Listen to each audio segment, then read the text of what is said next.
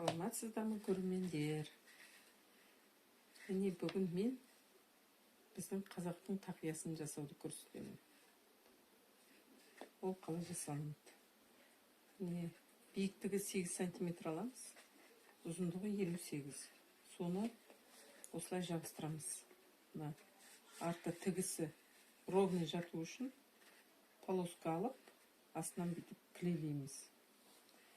Барлығын мына пистолет клеймен клейлеп шығамыз. Одан кейін үстінен 58-ді жаңа 3,14-ге бөлсеңіздер, мына диаметр шығады. Сол диаметрмен циркульмен радиусын шығарып, 2-ге бөліп, радиусын шығарып, төбесін тауып аласыздар. Сосын өстіп бүйтіп кесе бересіздер.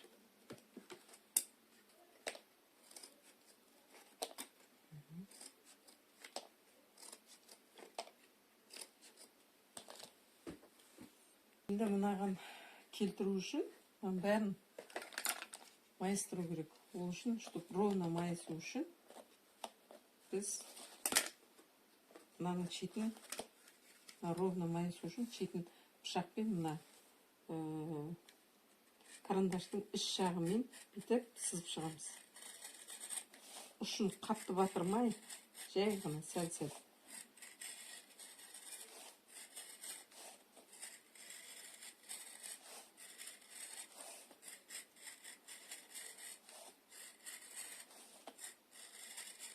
Мына материалдың аты термопласт. Термопласт өте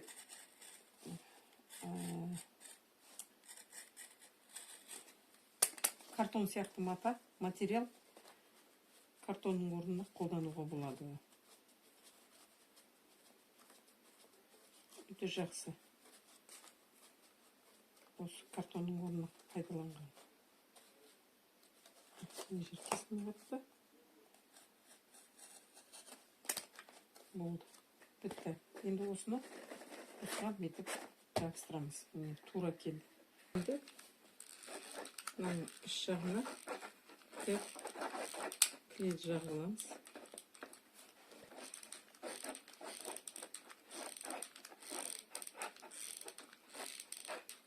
Клей тез қатып қалмас үшін тезірек ішіне кіргіземіз.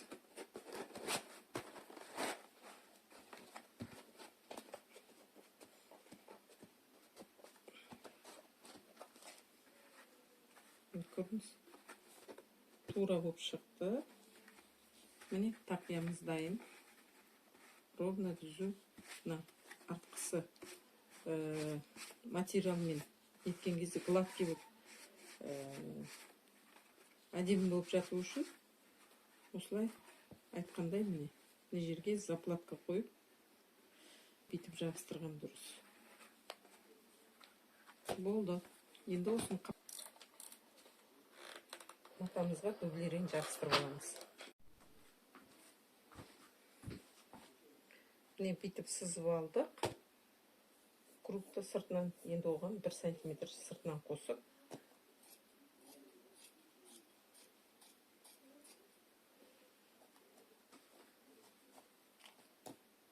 Болды. Енді мынаны былай бір-біріне қосамыз. Міне 1 сантиметрге. И мына үстінен бүйтіп қосылады. И астары еще. Енді астарын біз ішіне 14 сантиметрдей кіріп тұру керек.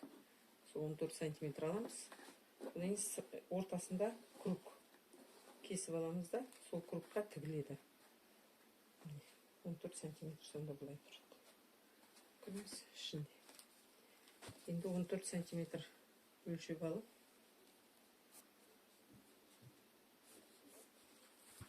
соны кесіп аламыз.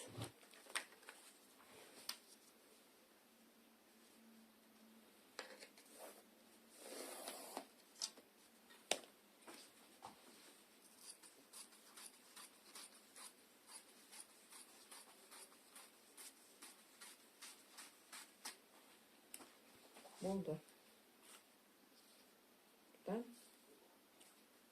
58 сантиметр. 1 сантиметр текстке кетеді, 58 сантиметр.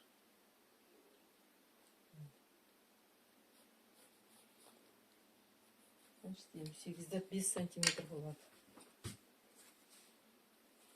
Мен мына екеуін біріктіріп қазір тігеміз.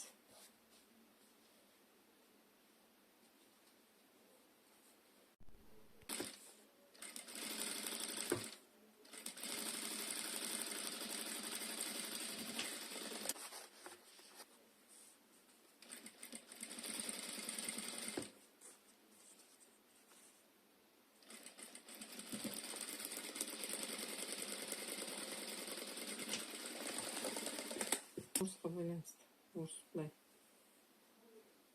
Значит, артқа қарай жібермейміз орысты. Сол арт жағы болады. Кей жеріне белгі сап қоямыз. Екі бүктеген жеріне. Ол өздеріңізге жақсы белгі сап қойсаңыздар.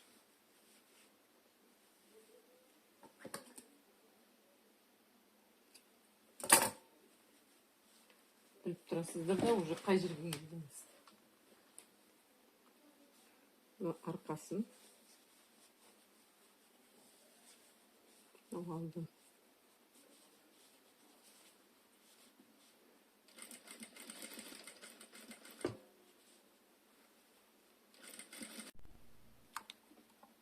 Маған кездегіз. Арқасын. Шапкамыз тігіп бітті. Тақиямыз. Енді үшін бұл тігуге жарамайды, өйткені қатты термопластигін. Оны клейлейміз. Шетіне ғана жағамыз.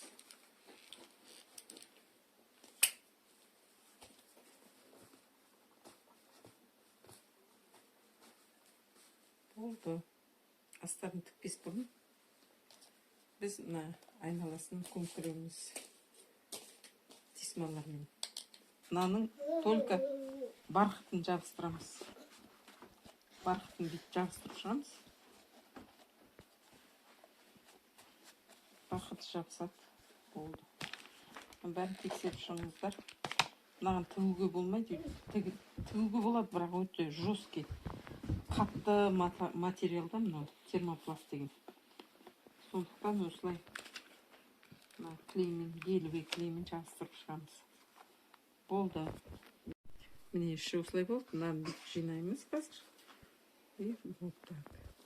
Мына жерге тесма кетеді. Былай тесма кетеді. Астынан кішкентай тесма кетеді. Болды, тігіп шығамыз. Қолмен тігеміз.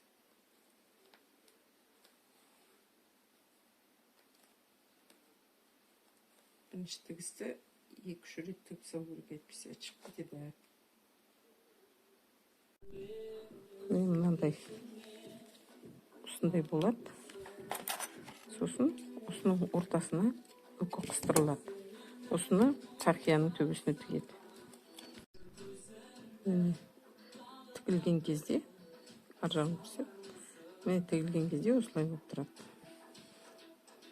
Осыны тақияның төбесіне тігіледі.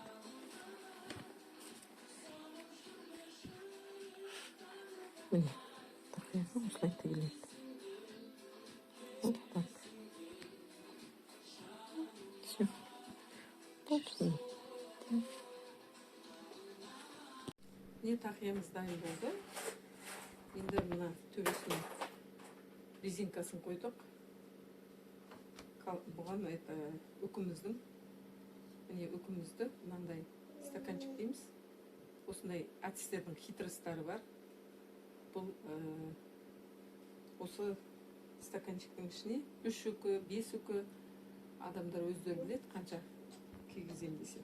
Соны міне 2 резинканың ортасына бүйтіп қыстыра салады. Көрдіңіз? Болды. Сол кезде міне әдемі болып шыға келеді. Көрдіңіз бе? Вот. Менің каналыма жазылуды ұмытпаңыздар. Әрқашан әртүрлі осындай жаңалықтар көрсетіп тұрамын. Қарап тұрыңыздар. Ал құрметті көрермендер, қош сау болыңыздар. Келесі кездескенше.